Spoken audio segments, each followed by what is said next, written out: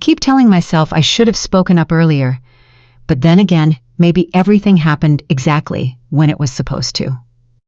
At 63 years old, I've come to believe that timing has its own kind of wisdom, even when it feels cruel. My name is Allison Brooks, and for the past 4 years since my divorce was finalized, I've been learning how to take up space again. It's harder than it sounds. When you spend decades making yourself smaller so someone else can feel larger, the habit becomes part of you. You stop noticing you're doing it. You just keep shrinking, until one day you look in the mirror and wonder where the woman you used to be has gone. Used to be someone who took chances. Back when I was 22 and fresh out of university in Vancouver, with a French literature degree and absolutely no sensible plan, I bought a one-way ticket to France. My mother thought I'd lost. My father said nothing, which in his language meant the same thing. But I went anyway because something in me needed to know what I was capable of when no one was watching. I ended up in Toulouse, not Paris. Paris was for tourists and dreamers. Toulouse was where real French life happened. Messy and loud and extraordinary. I'd arrived meaning to stay 3 months, maybe practice the language, see some of the country, then come home and find a respectable job. I stayed 8 years. I learned French the way you can only learn a language when survival depends on it. Not from textbooks or apps, but from the woman at the morning market on Rue Auguste Comte who sold me ripe peaches and corrected my grammar without being asked. From the regulars at the brasserie, where I waited tables for the first 2 years. Men in their 60s who teased me mercilessly until my Toulouse accent was better than passable. I didn't just learn the language, I learned the rhythm of it. The particular music of how people in Toulouse speak. Faster than Parisian French, more clipped with its own slang and shortcuts that no classroom would ever teach you. Then I met Robert.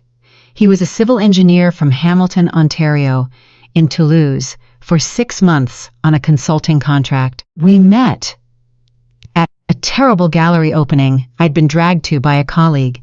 He was standing in front of a painting that looked like someone had sneezed on a canvas, and he turned to me and said very quietly in English, "I have no idea what I'm looking at, and I suspect no one else does either."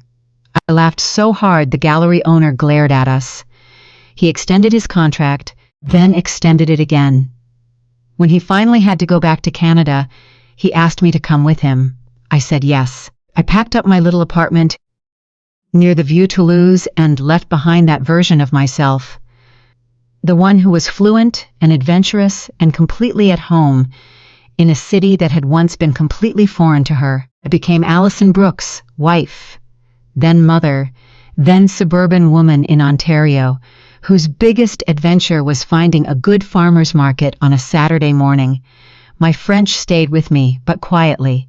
I read French novels, watched French television, sometimes, occasionally spoke to myself in French when I was alone in the garden.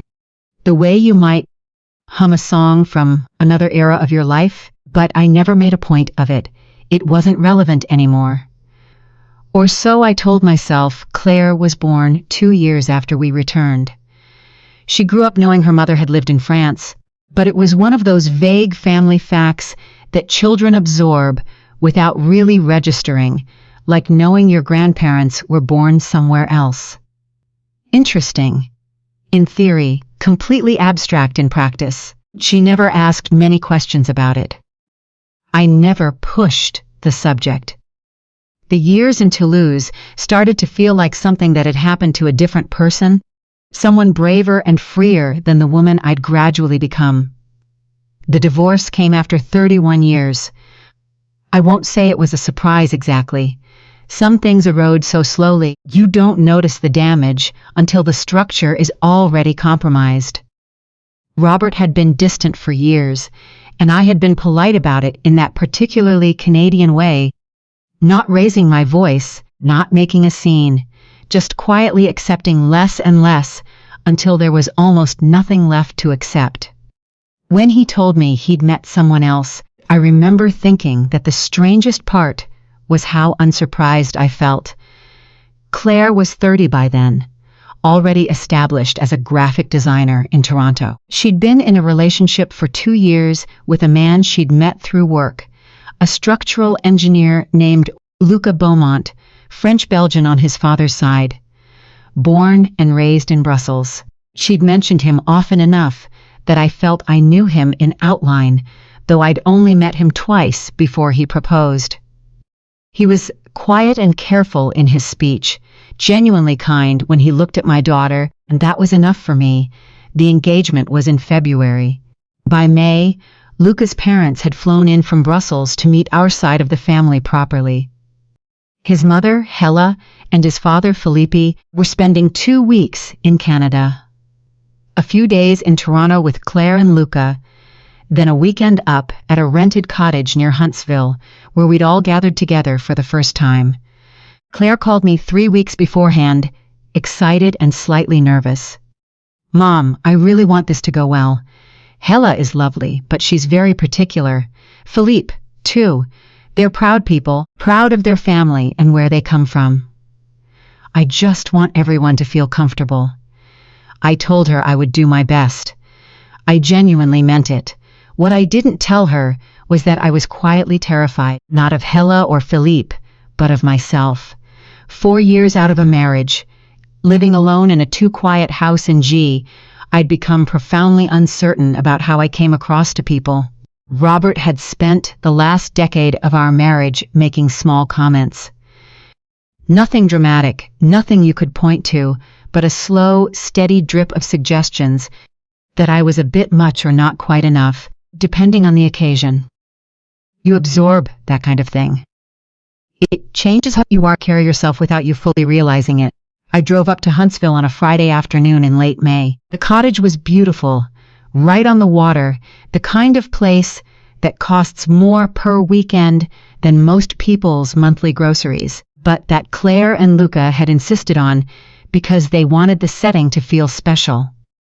I arrived to find Luca already there, and Claire in the kitchen, looking flushed and happy. Hella and Philippe had arrived an hour earlier. Hella came out to greet me as I was pulling my bag from the car. She was a tall woman, impeccably dressed even for a cottage weekend. Pressed linen trousers, a silk blouse in pale gray, silver jewelry that was understated and clearly expensive. She air-kissed both my cheeks in the European manner and said in English with a light accent, "Allison, we have heard so much." Welcome. Her smile was warm in the way that professional warmth is warm, technically present, not quite reaching. The eyes. Philip shook my hand firmly. He was a distinguished-looking man, silver-haired, the kind of person who seemed to have strong opinions about wine and express them without apology. He said something polite and gestured toward the cottage in a way that made me feel irrationally like a guest in a place Claire had rented with her own money. We had drinks on the deck before dinner. The evening light was doing extraordinary things to the lake, turning it copper and gold, and under other circumstances, I think I would have found the whole scene deeply lovely. Instead, the Shinabuna in silence. I sat slightly apart from the main group, nursing a glass of Ontario Riesling, and watching the conversation flow around me in that particular way it does when you're not quite part of it. Luca's parents spoke English well, but when they spoke to each other, or occasionally to Luca, they shifted into French without seeming to notice they'd done it. It's a natural thing, falling into your first language with people who share it. I understood that. I sat quietly and listened and said nothing, and they had absolutely no reason to think I understood a single word. The first exchange I caught was between Hella and Philippe, while Claire had gone inside to check on the pasta, and Luca was getting more drinks. They were speaking quickly, quietly, in the comfortable shorthand of a couple who had been together for a very long time. Hella said in French that the cottage was charming, if perhaps a bit rustic for her taste. Philippe agreed. adding that Canadians had a particular fondness for that kind of thing, nature as a substitute for culture. It was dismissive but not malicious, the kind of thing people say when they're not trying to be cruel, just being honest with each other in what they believe is privacy. I took a sip of my wine. Then Luca came back and Hella touched his arm and said, still in French, "She seems sweet, your Claire. A little simple in her tastes maybe, but good-natured." She glanced toward the door where Claire had disappeared. "The important thing is that she makes you happy."